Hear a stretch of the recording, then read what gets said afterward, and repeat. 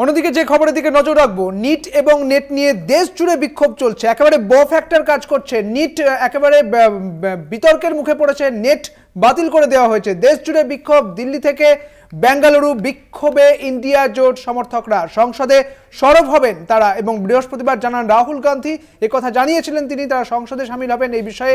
মঙ্গলবার পরীক্ষার পর বুধবার বাতিল হয় ইউজিসি নেট, অর্থাৎ গবেষণার প্রবেশদ্বার, অর্থাৎ গবেষণার জন্য যে প্রবেশিকা পরীক্ষা, সেই পরীক্ষা কিন্তু বাতিল করে দেওয়া হয়। 18 জুন এই পরীক্ষা হয়েছিল, মঙ্গলবার বুধবারই এই পরীক্ষা বাতিল করে দেওয়া হয়েছিল। এবং অন্যদিকে নিট পরীক্ষা নিয়ে, অর্থাৎ ডাক্তারি প্রবেশিকা পরীক্ষা নিয়ে কিন্তু বিতর্ক দানা বেঁধেছে, যেখানে এই নিটের যে কাউন্সিলিং সেখানে স্থগিতাদেশ দেয়নি সুপ্রিম কোর্ট। তবে নেট এবং নিট এই দুই পরীক্ষা নিয়ে এবার বিক্ষোভে সামিল ইন্ডিয়া জোটের সমর্থকেরা, সেই সঙ্গে পড়ুয়ারাও সামিল হয়েছেন। একদিকে বেঙ্গালুরুর ছবিটা দেখাচ্ছি, অন্যদিকে দিল্লির ছবিটা আপনাদের দেখাচ্ছি। বিশাল পুলিশ বাহিনী মোতায়েন করা হয়েছে এই পরিস্থিতিকে নিয়ন্ত্রণ করার জন্য।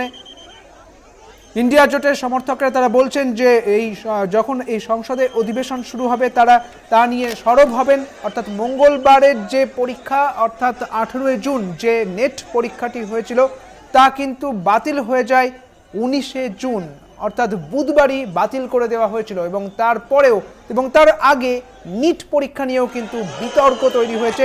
একদিকে প্রশ্ন ফাঁস, অন্যদিকে নাম্বার বাড়িয়ে দেওয়ার ক্ষেত্রে যে প্রশ্ন উঠেছে, সব মিলিয়ে এই দুর্নীতির কথা যখন উঠে এসেছে তা ঘিরেই কিন্তু বিক্ষোভ বিভিন্ন জায়গায়, বেঙ্গালুরু থেকে দিল্লি, দুদিকের ছবি আপনাদের দেখাচ্ছি।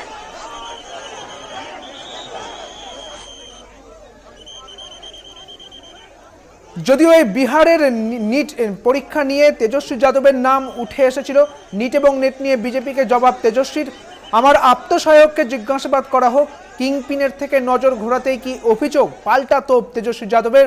প্রশ্ন ফাঁসে যুক্ত তেজস্বীর পিএ বৃহস্পতিবার অভিযোগ করেন বিহারের উপমুখ্যমন্ত্রী। কি বলেছেন তিনি, শুনুন। राज्य में सरकार उनकी, केंद्र में सरकार उनकी, जांच एजेंसियां उनकी, हम ही कहते हैं मुख्यमंत्री जी को बुला ले मेरे साइड को, अरे चाहे पीए हो पीएस हो कोई हो, बुला करके पूछताछ कर ले कोई अगर बात है तो।